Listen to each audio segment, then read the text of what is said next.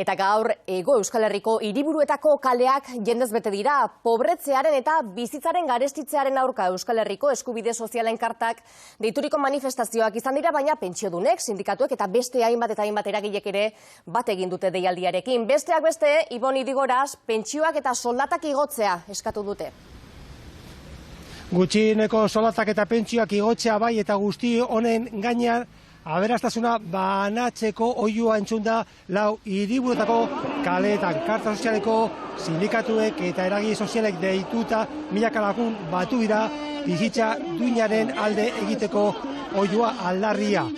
Karta sozialeko jende guzti hau batu da hemen eta reforma fiskala kritikatu dute nahikotxo eta oso kritiko agertu dira Nafarroako gobernuarekin eta Eusko Jaurlaritzarekin ez dutelako nahiko egiten pobretze prozesu hau eteteko.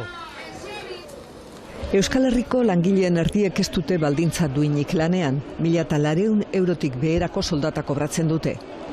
3 pentsiodunetik batek berriz, 1.000 eurotik beherako pentsioa, dio LAB sindikatuak.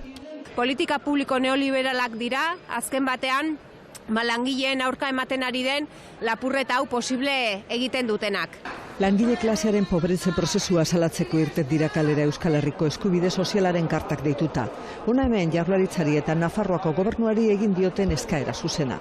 Aldaketa fiskal bat behar da, zergak behar dira, etekin handienak lortzen ari direnentzako, zerga gehiago behar dira soldata altuenentzako, zerga gehiago behar dira ondare altuentzako. Aberastasuna banatzeko. Dena galestigo, dena. Eta hien azkenen ezina.